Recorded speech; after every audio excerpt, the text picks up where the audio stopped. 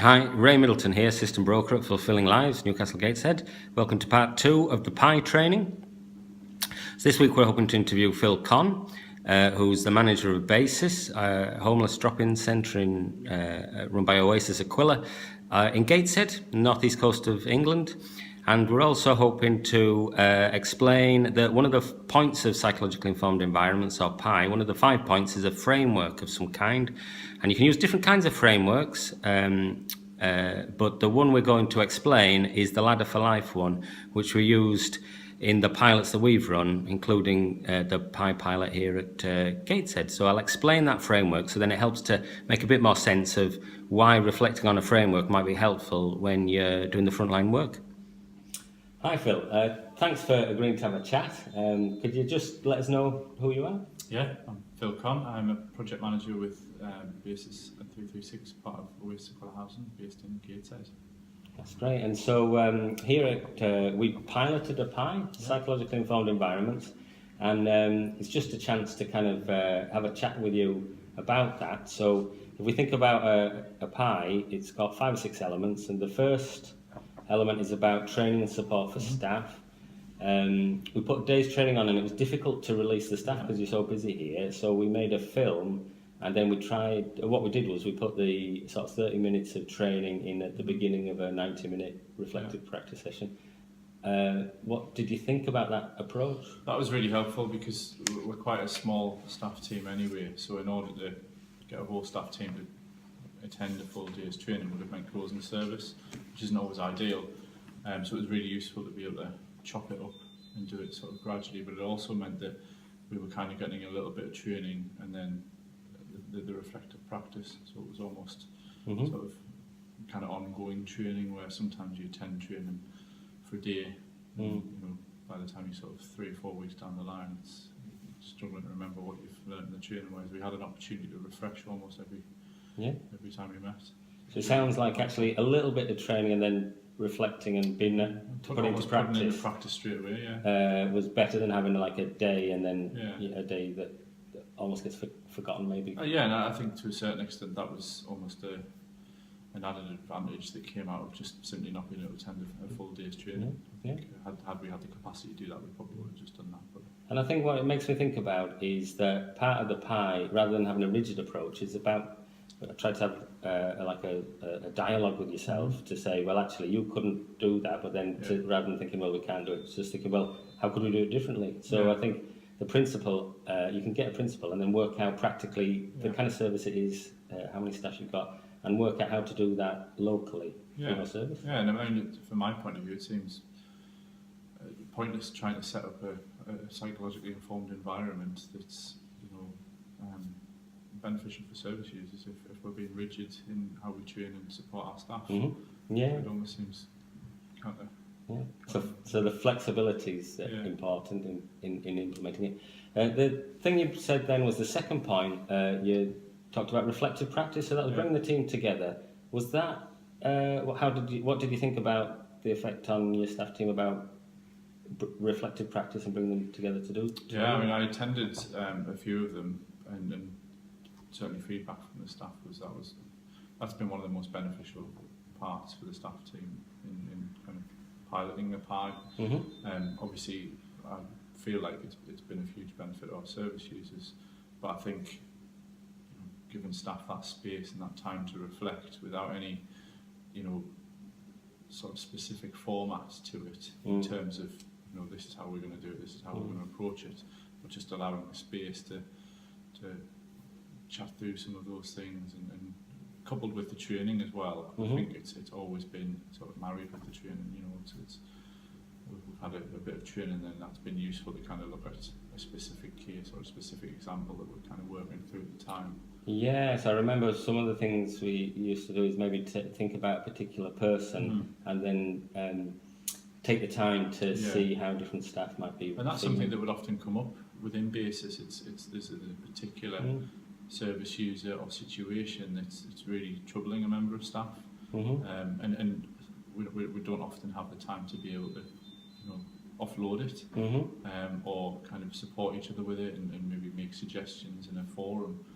Sometimes the busyness gets in the way, and it's just simply time doesn't allow that. So that in particular, in piloting the pie and almost creating that space and that time, it's become a really good habit. Thanks. So yeah, that's helpful. And then we use this a framework of some kind. It doesn't have to be any particular framework in terms of that flexibility idea. So we used one called Ladder for Life. Any thoughts about that being whether that's helpful or not? Yeah, certainly from discussion with the staff team, I think that framework's been helpful because it's allowed staff in their interactions with the service users to think about each stage and to almost compartmentalise and think, this is how we're going to approach it at the start. Yeah. And it is, part of our organisation's language is about journeying with the service users. All right. So, in that journey with the service user, it takes part over different legs sometimes, and different stages of that ladder. So it's useful to be able to almost chop it up into different things, because sometimes the whole thing can be quite overwhelming. Yeah, I think to be able to do it gradually is quite useful. And that's the idea with the framework, is actually it can seem overwhelming and to the client and to the staff in the relationship with them, and so by breaking into different bits, it helps to make it a little bit more understandable maybe, and a little bit more manageable, and a bit more solvable maybe by definitely separating. Because often a service user will pitch up at the project and they'll just offload everything. Yeah. And sometimes the staff member can be left kind of thinking, where do I start? So to be able to start at the start is useful, not only for the staff member but for the service user as well, to be able to draw down that focus down to one particular area or one particular need or desire. That's a great place to start. Very good. So the last couple of points, one is when we did the reflection in the pie, it concentrates on relationships, and any thoughts about whether that was helpful in terms of having some time in a busy project to actually concentrate on what are the quality of relationships like? Yeah, I think definitely, and certainly it's almost become part of the culture of basis, and in particular staff that work in the busy drop-in. It's taken that time to have those discussions and those conversations, and then that creates a better rounded member of staff who's better prepared for the next day almost, to deal with the next service user who comes and throws up all this stuff. And then again, the culture of kind of starting the conversation off with the service users is what do you want? Where do we start? And kind of bringing it all back. It's become really good in developing relationships with the service user because it just becomes more manageable and it's less sort of huge big crisis and sort of little bite-sized crises almost. Yeah. So making it manageable chunks, so that's helpful. So we're down to the last 2 points now. There's a question. One of the points of the pie is about thinking about the physical space and how that lends itself to reflection. Have you any thoughts or reflections on basis and any changes you've made to the physical space? I mean, we've sort of last spring we needed to make some alterations to the project, some physical alterations to the space, and it was right in the midst of our pie pilot. So we were very pie-minded, if you like, when we were making those alterations. So it was quite timely. So we were thinking about different furniture, the sort of painting the walls and things like that. And I had a conversation with you, about how we might, what might be good things and bad things within that. And so we were really thinking about that, and certainly the feedback we got from the service users was that the changes were good. Very good, yeah. It does make a difference. They weren't massively drastic, because I don't think there was a huge amount wrong with the space, but it certainly was at the forefront of our minds when we were making those changes. And I think that's an important thing for people to hold in mind, is that they don't have to be drastic, radical changes. Those 5 6 points of a pie, they could be small changes, but they all add up and make a difference. Yeah.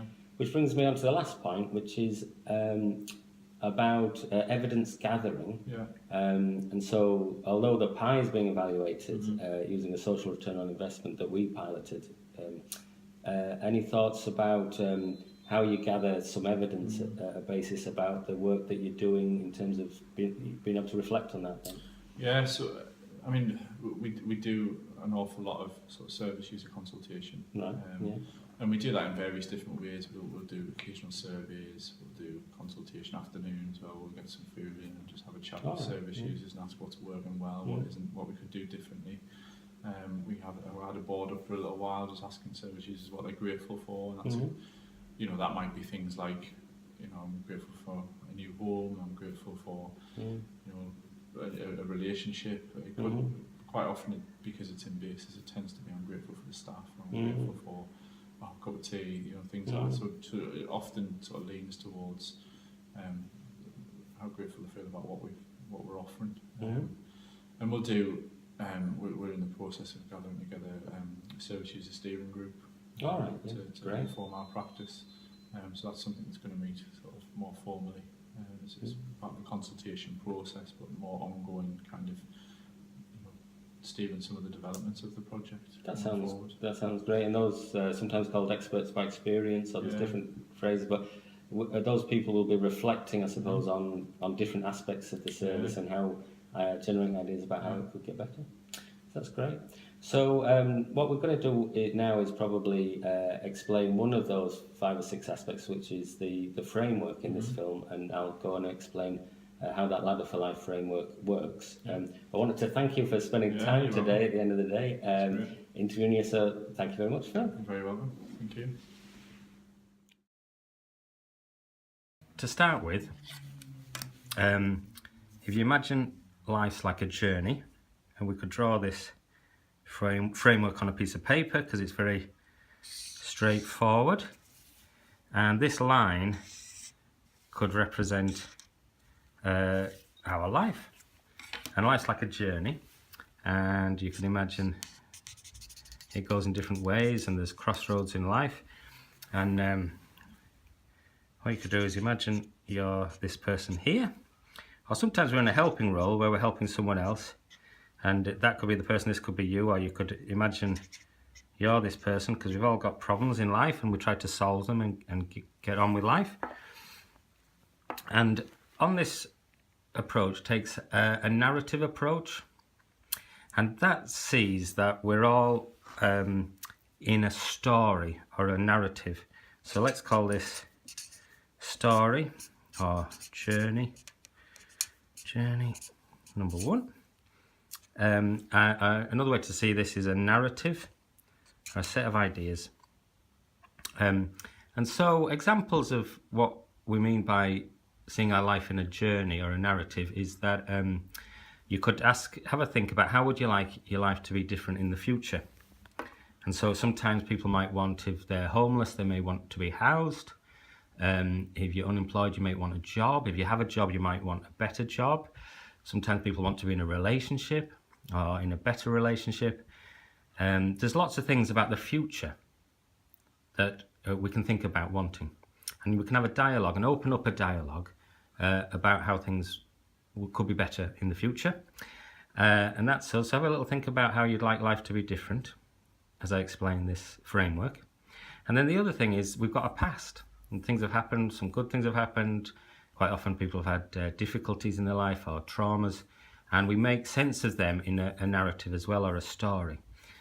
So examples of kind of narratives that people have, sometimes they can be, for example, in health. Say that you've been ill and you're getting better in recovery, and that can go for mental health as well. And within mental health, there's different models. So there's a medical model, might talk about diagnosis and medication. But then even within mental health, there are narratives from talking therapy, which talk about recovery. They might take a more systemic or holistic approach and talk about people's hopes for the futures and values. So there's lots of different narratives there. But then also you get stories about the journey of life. Sometimes people think about education as well. Maybe they'd like to become a chef or a nurse, and there's a kind of education story going on about getting qualified in something. That's not for everyone, but for some people it is. And then what often happens in our story or narrative, the journey of our life, is we all come across problems. So I've represented them there with a P. And sometimes then we've got more than one sort of story going on here when you listen to someone or talk about how you'd like your life to be different in the future, or how you make sense of the past. So you also get philosophical kind of philosophical story narratives, sometimes political ones. Spirituality is very important for some people, so that could be religious or spiritual ideas. So if someone were a Buddhist, a Muslim or a Christian, that could be important to them in terms of diversity. It's important to value these narratives. So we'll put spiritual. And there's lots of different narratives. And importantly, sometimes when we get stuck in our life, we might solve the problem and keep carrying on with what we want to be. We want to be a nurse or a chef or get a better house or get a relationship, whatever. We overcome some of the problems, we either solve them, and sometimes we don't solve them. And so what can happen then is we get lots of strong feelings can emerge, like fear. We can get fed up and depressed. We can get angry and frustrated. And if we're still not solving the problem, sometimes it's quite common that, and I'll represent this, we might develop some habits that cause us problems. So you could call these problem habits. So common ones. So we're just going to represent these habits. So if I was chatting to someone, they were talking to me, I might think, well, what sort of problems have you got? So common ones that people develop might be around addictions, sort of drink or drugs, or maybe self-harming, or work addiction, keep working repetitively to something that actually isn't achievable, and that can become problematic. There's lots of different habits that people can form. So there's a space here and to think about, are there any problem habits in our life? Particularly when we get stuck in the story or narrative and the go-ahead plot of our life. And if we're stuck for a long time, sometimes this story about how we'd like things to get better can get very thin and people can start to lose hope. And so part of the conversation can be about helping people to clarify how they would like things to get better in the future.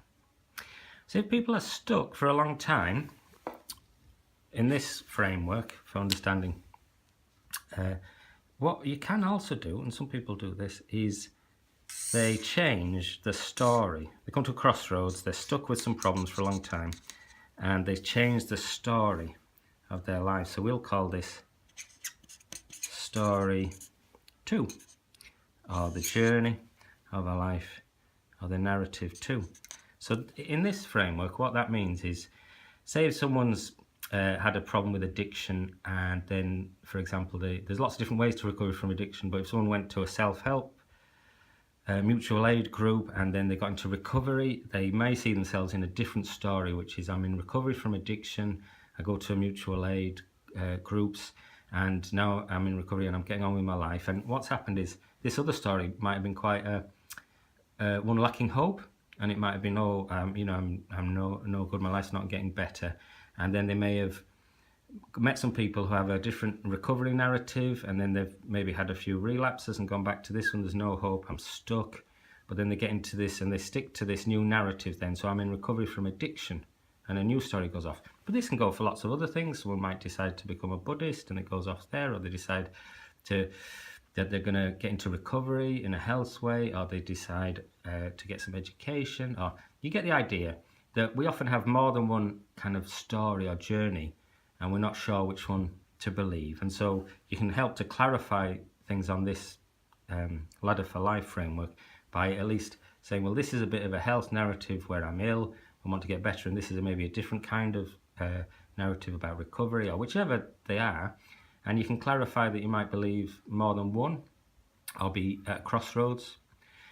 So that's that side of this narrative. But changing the narrative or story, although it's really helpful to highlight that, is quite an unusual thing to do and only happens now and again.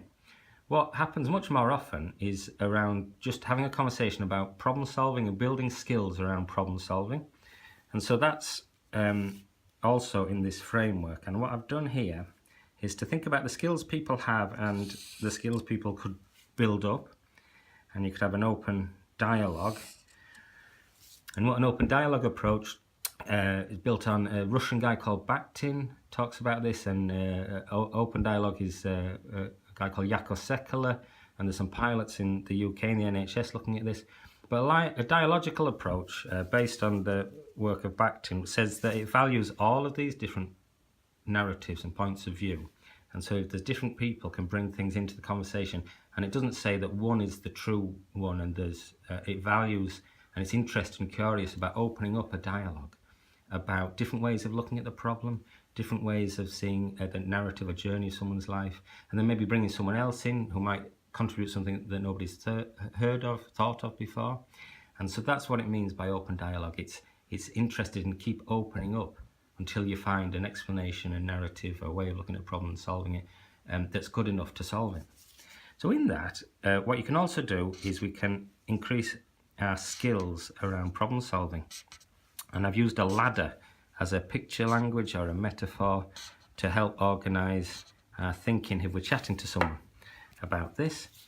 And what this does is it allows a bit of space on the page to think about, because if you're helping someone with multiple problems, it can seem quite overwhelming to the person themselves, and it can seem quite overwhelming to the person who's trying to be helpful and have the conversation and open up a dialogue around it. So what's helpful about a framework is that it helps to divide things into different sections so that things make a lot more sense. And although you might not solve it at once, you can come back to it again, and it can help to organise and clarify what's going on. So around any problem, if you think about yourself and there's something you want in the future and you're frustrated, you've got a problem, which is a daily occurrence for everyone, including me. The first rung of the ladder represents describing what the problem is. And you can do that in different ways and better ways, and there's ways of describing it quite realistically, and sometimes you have to talk about it a bit until you get a good description of what the problem is. But then the next rung of the ladder is saying, how do you feel about this emotion? How do you feel about the problem? And what emotions are going on? So they could be things like, are you angry? Or are you depressed and fed up? Or are you feeling guilty and ashamed? Or are you feeling fearful and anxious? So there's a space there to kind of think about and articulate and chat about how you're feeling. Because sometimes people feel such a ball of emotion that they're not sure. And it's a helpful skill to be able to identify how you feel. And then the next stage, when you're solving a problem, is to think about any conflict, because it might be that there's a conflict between different ideas about how people would like to solve the problem. It might be that there's a conflict with there's only so much resources and money and what to spend the money on to solve the problem. It could be a conflict between different people saying, they have different ideas about what the problem is. So if there's a conflict, it's good just to be able to have a space to jot down some ideas, talk about what conflicts there might be. Internally, we might feel conflicted. Part of me wants to solve this problem. Part of me feels it's a bit scary. So if someone's coming out of addiction, there can be a conflict there. Part of me wants a new life, and part of me is kind of, it's more familiar to stick with what I know. So there's a chance to think about the conflicts. And then the next area it's helpful to have a conversation about would be like, what would help? So because there's different ways to look at the problem, there might be different people and services maybe, or friends, family, in the community, resources that could help. And by opening up a dialogue about it, the person, if it's me being interviewed, I might have some ideas about what might help, but someone else might contribute something and say, well, have you thought about this person or that could help? And then someone else might say, oh, I once had that problem and this helped me. So there's a way to open up this dialogue about what could help. And then the next thing to do is to talk about a plan to solve the problem, and then to act on the plan. Because sometimes I can make plans to solve a problem, but then if I don't get into action, then it doesn't work. So there's a chance to think, well, what action has been put in? Say if you were coming back to think about this, you jotted some things down here with someone who was helpful. You could think, well, what actions have other people done the bits where they said they'd help? Have I done the bits where I said I'd do? Or maybe I haven't, but there's good reasons for that, and you can think about the reasons. So it's a space to open up a space to think and chat about that. And then the last rung of the ladder is about reflection. Because, and that's to think, well, what have I learned from trying to solve this problem? Whether it was solved or not, I might have learned something, and what do I want to change? You might want to change your approach or something. So it might be that you're going back to this problem wasn't solved, and you go through the process again of working out a different plan, maybe something else to help, and you keep persevering. But as you talk about and put these skills into practice, about identifying how you're feeling, describing problems realistically, talking about conflict, asking for help, you increase your skills in this area. And people will have some skills in these areas too, but nobody's perfect in these areas, and so we can all get better. So it's a chance to build on people's skills and increase them.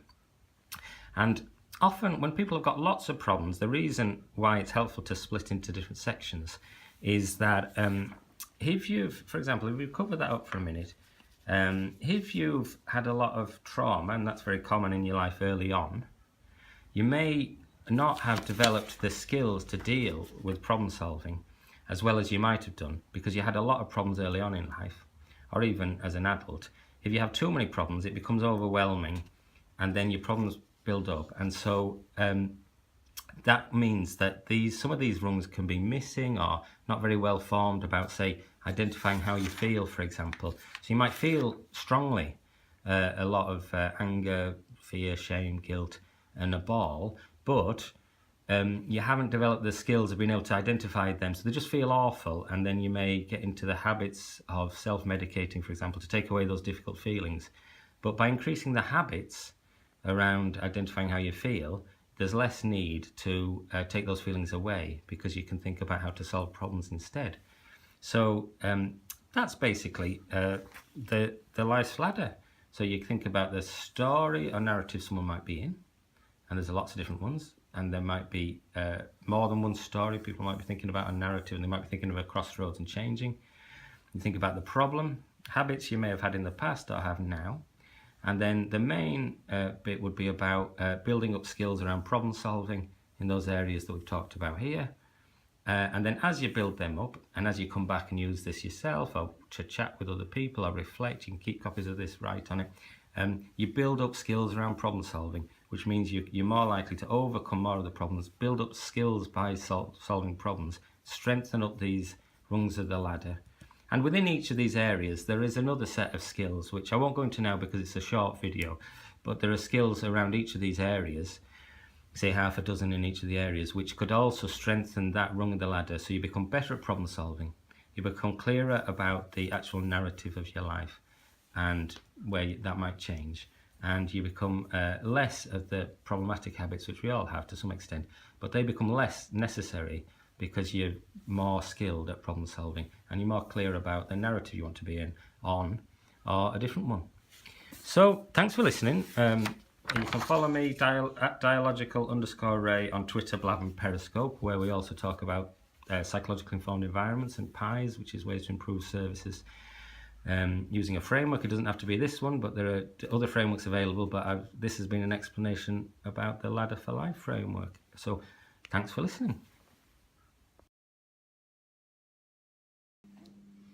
So, I hope you found this week's training film on psychologically informed environments, or PIE, helpful. Remember, there are 5 or 6 points of a PIE which are more like a journey than an on-off switch. You can think, well, do we do some of these, and how well, and do we do them, and could we get better? So you could think about, the first thing you could think is training and support for staff. What do we do around that? And in the support element, do we introduce reflective practice, which is about helping people to get together and reflect together and listen to each other's point of view. And in terms of reflective practice, you can think about a framework of some kind is often helpful because it kind of helps to have a bit of consistency around what are the issues that you're discussing, to appreciate the different views on each point. So you need a framework of some kind, or a model that you're working towards. You concentrate then on the quality of relationships, and relationships are at the core of the key of what you're trying to do is help people build relationship skills and to build relationships with lots of different people, their clients, other services, your colleagues, management, etc. And maybe the other thing, 2 things to think about would be about the physical space. What's that like in terms of helping people to reflect? Could that be better? And maybe the 6th point, if you're going to think about a PIE, would be about evaluation. How do you know that what you're doing is helpful, effective and productive? And is there something else you could be doing in terms of working out how to get better, to have that circle of learning where you reflect, learn and get better? So tune in next time for another film on Pi. Hope you found the first two helpful. You can always email this to someone as a link to watch and discuss it, or discuss some of the points in it. Tune in next time. Cheers.